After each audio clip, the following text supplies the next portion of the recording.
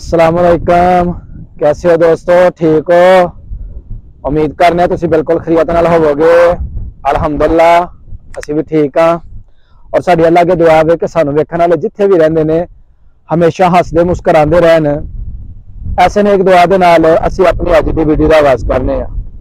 माशाअल्लाह मौसम फुल ठंडा जिहड़ा वो हो चुका। सर्दियां पूरी अपनी अरूज दे उत्ते ने। देख सकते हो मेरे पीछे धुंध जी है ना वो नहीं पई, लेकिन बारिश हल्की हल्की रात की जी है वो हो रही है और ठंडी हवा जी है वो जनाब चल रही है। पिछे देख सकते हो कि किस तरह दरखत जोड़े ने ना वो हिल रहे हैं। तो इतों तुम अंदाजा कर सकते हो कि हवा किस कदर ठंडी है। तो बाहर चलने तो तुहानू दसने जनाब मौसम की सूरत हाल है। तो अपने पिंड के प्यारे प्यारे जोड़े ने वो जनाब जगह तुहानू अज दिखाने वीडियो के असी जनाब चलांगे सब तो पहला इस तरफ। इत्थे जेडे परिंदे बैठे ने सर्दी तो बचन वास्ते वो की कर रहे ने ते अज तुहानू दिखावांगे जनाब असी वो। तो चलो चलिए इस तरफ। मैं जी हुण तुहानू लैके चला वा जिधर परिंदे बैठे ने ते परिंदियां दी जिहड़ी सूरत हाल है वो तुहानू दसने आ। ते अल्लाह महफूज रखे इन्हां छोटे छोटे परिंदियां नू। बेचारे सर्दी दे विच किस कदर इन्हां नू ठंड दा जिहड़ा ना वो सामना करना पैण दिया। ते तुहानू दिखाने जी हुण परिंदे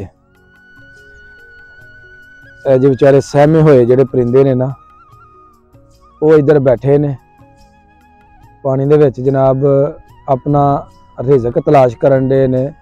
देखण दे कोई कीड़े मकौड़े या कोई मछली वगैरह जिहड़ी है ना वो मिले ते असी भी पेड़ पूजा करिए। काफ़ी परिंदे जिहड़े ने ना पानी दे विच इधर बैठे ने।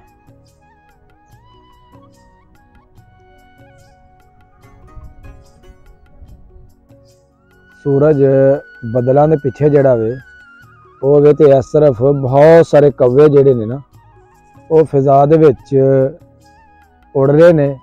शायद कि उधर या तो किसी कौवे नूं कोई करंट लगा है जिहदी वजह दे नाल कौवे एक जगह ते जमा होए ने। उंज कौवे एक जगह ते जमा जिहड़े ने वो नहीं हुंदे। प्यारी प्यारी परिंदियां दी आवाज़। यह परिंदा जी इनू कहा जाता सतरंगी। यह देख रहे हो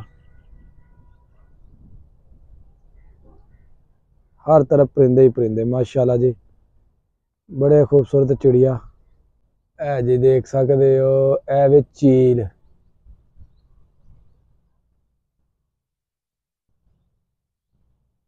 सारे दोस्तों की रिक्वेस्ट है कि वीडियो नू लाइक शाइक भी मारिया करो और कमेंट करके भी दसिया करो कि वीडियो जिहड़ी है वो मेरे पिंड दी जगह दी तुहानू कैसी लगती है। तो चैनल नू नाल सबसक्राइब भी करा करो ताकि जिहड़ी वीडियो मैं अपलोड करना उन्हां दा नोटिफिकेशन तुहानू मिलता रहे तो तुसी पिंड दी जिहड़ी लाइफ है उहदे तो महसूस होंदे रहो। ए जी इस साइड ते माशाल्लाह मेरा पिंड इधर शुरू हुंदा है ते बहुत दूर तक जिहड़ा ना फैलिया।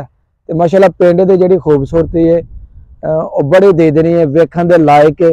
गलियां साडियां साफ सुथरियां ने और उस तो इलावा माशाल्लाह लोग बड़े ही पुरअमन ने, सादा लोग ने, सादा जिंदगी बसर करते हैं, मिलजुल के रहंदे ने, प्यार मुहब्बत एक दूसरे दे नाल करते हैं। ते माशाल्लाह स्कूल दे हवाले नाल अगर गल करिए तो तलीमी निज़ाम साढ़े जिहड़े पिंड दा वो बड़ा अच्छा वे। बहुत ही ज़बरदस्त जिहड़े ना स्कूल ने, बच्चे जिहड़े पढ़ते हैं माशाल्लाह बड़े ही लायक सलायक ने।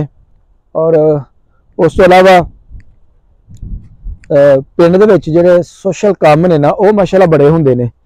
ते लोग जिहड़े ने एक दूसरे की मदद करते हैं।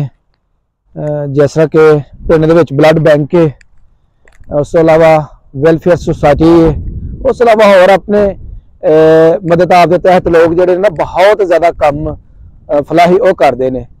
तो शायद इन्हां वजह तो अल्लाह ताला करम करदा है, नवाजदा है ते लोग अगे अपना जो ना कम जारी सारी रखते हैं। अल्लाह सब ते अपना करम करे। ते असी हुण चलने जी थोड़ा अगे ते देखने अगे किस किस्म के जोड़े ना वो मंजर ने।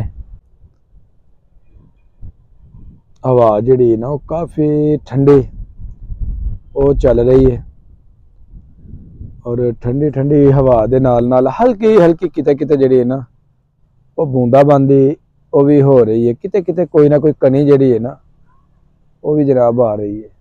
ते माशाअल्लाह क्योंकि मौसम हुण बिल्कुल चेंज हो चुका है, तो मौसम की चेंजिंग की वजह तो फिर ज़ाहिर ठंड की भी शिद्दत जिहड़ी ना वो तेज़ हो जाती है।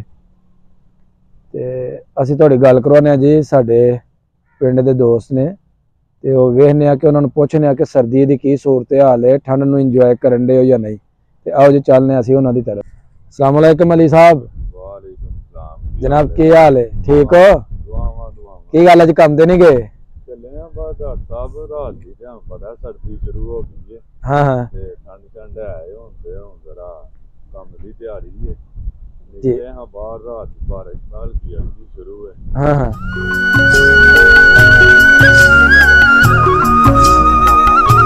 ठंड में इंजॉय करोगे? सर्दियां पसंद है कि गर्मियां? ठीक है जनाब, वो की कहते ने मठियाइयां आ गए सियाल तो लीलो रजाइयां, तो जनाब हम रजाइयां जो शुरू ने जी। चलो जी दोस्तों हम दिखाने अगे के भी हल्के हल्के मंजर। बहुत शुक्रिया जी।